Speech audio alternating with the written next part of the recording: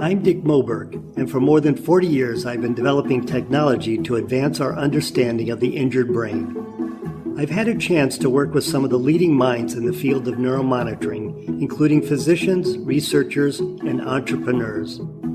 I want to share their stories with you in the form of a weekly podcast so you can stay current on the latest developments in the field and the innovative people behind them. This is my neural network.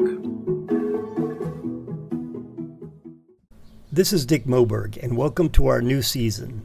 Those regular listeners have likely noticed the gap in podcasts. My last podcast was recorded just days before the COVID shutdown in the U.S. A lot has happened in 3 years. A whole lot.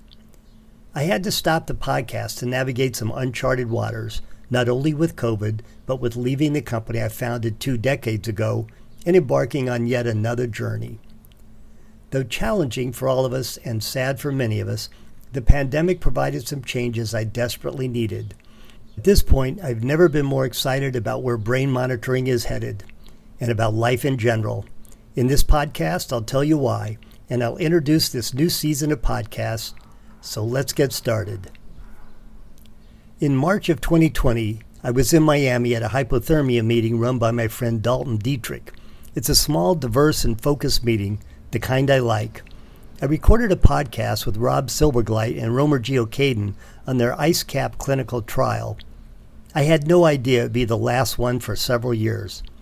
My travel schedule was full throughout much of March and April. I was flying back to Philly the next day and then turning around to head to Orlando to a massive meeting on hospital information systems called HIMSS. I checked my email during the meeting and saw that the HIMSS meeting was canceled due to the virus. I couldn't believe it. We had known about the virus from isolated news reports, but to cancel a major trade show with booths the size of a basketball court 2 days before it started, well, that was what made the virus real for me. This was serious. For the rest of the afternoon, one by one, all my near-term meetings were canceled, and I took the first step into the new world of a pandemic.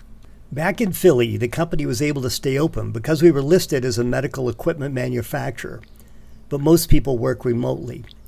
As a longtime Burning Man participant, I had a stash of masks and hand sanitizer, so I wasn't blindsided by the shortages. I was now being protected from a virus instead of dust storms and a lack of sanitary facilities when at Burning Man. But the big change was working at home. As the CEO of the company, my hours were legendary, and I commuted out to the suburbs where the company was located and back every night. But for the pandemic, I carved out an office in the converted warehouse where I lived in downtown Philly and quickly got used to staying at home and walking 20 feet to work. As with our company, most of the medical industry came to a grinding halt since salespeople were banned from hospitals, unless of course you were making ventilators or masks, which we weren't. But we were lucky in that we just received a large grant from the U.S. Army to develop a medical record specifically for the injured brain. So here I was at home, with a company almost dormant, a very interesting funded project, and most importantly, time to think. And time to do the things I wanted to do, not what had to be done to maintain a growing company. The company had been acquired by a European private equity group a few years earlier, and they were now putting in their own management. The writing was on the wall that my expiration date was up, like on a food package in your pantry. So in the middle of the pandemic, I started a new company and left behind the one I started 22 years earlier. Unfortunately, the new owners weren't that interested in research, so I was able to take the Army funding with me. I called the new company Moberg Analytics to reflect the new focus.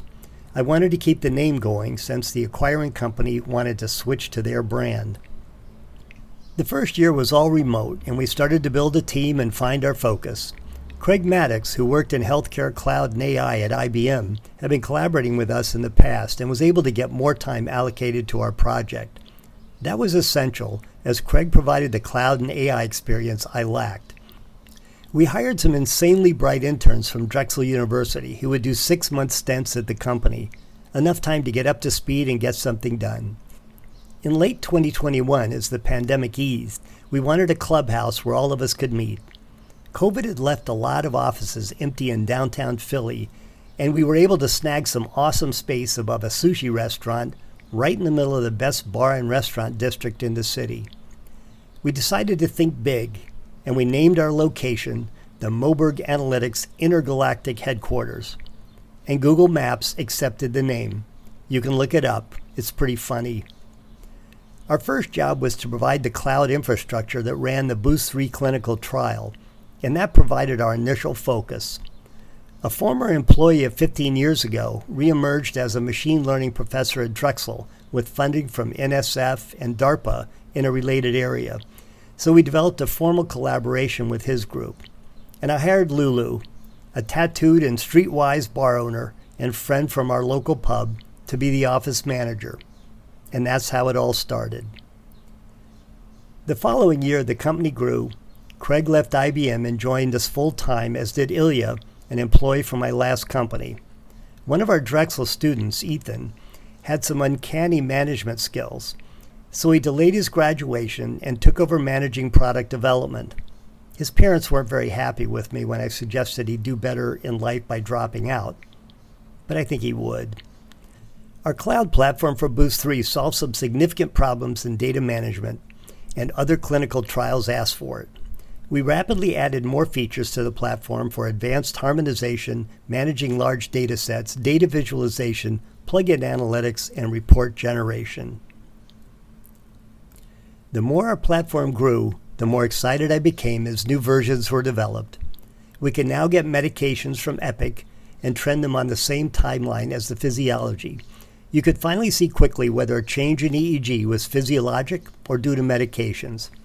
At some universities, they had amassed hundreds of patient recordings, and our platform could harmonize them and convert them into a standard format.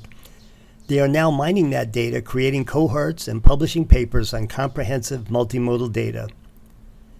Soon after the company's formation, we got interested in the context in which neurocritical care data were recorded. We developed a clip-on for an EVD stopcock that could Bluetooth annotations to an ICP data stream to mark the valid segments. That turned into a hub for more extensive environmental data that will allow, for example, to look at room noise level and coma progression. We received funding from NIH through Stanford and UPMC to address making data ready for machine learning. We were awarded another grant from the U.S. Army to look at how non-invasive sensors could implement multimodal monitoring and optimize the pre-hospital and battlefield care of TBI. Most importantly, we have partnered with many academic institutions and commercial organizations for projects in analytics. I was honored to host Peter Smolusky and Erta Bakiri from Cambridge earlier this year for 2 weeks of discussions, workshops, and quite a bit of fun. We are bringing together the two most widely used data aggregation platforms, ICM Plus and the Moberg CNS Monitor, so that we might have a common format for data archiving and analysis. So I'm excited to see the progress we are making in building an analytics platform for comprehensive neurocritical care data. With the phenomenal rise in the power of machine learning, as seen with ChatGPT and similar programs, the time is right for extracting meaning from data from brain-injured patients. I'm convinced this is where the most progress will be made in neurocritical care over the next decade. For me personally, I couldn't be happier. I've been in this field for close to 50 years now. I'm grateful that I have a lot of younger employees who greet me at the door when I come to work, congratulate me for actually finding the office. They lead me to my desk, they show me how to turn on my computer, and they tell me where to look at the display. Okay, it's not that bad yet.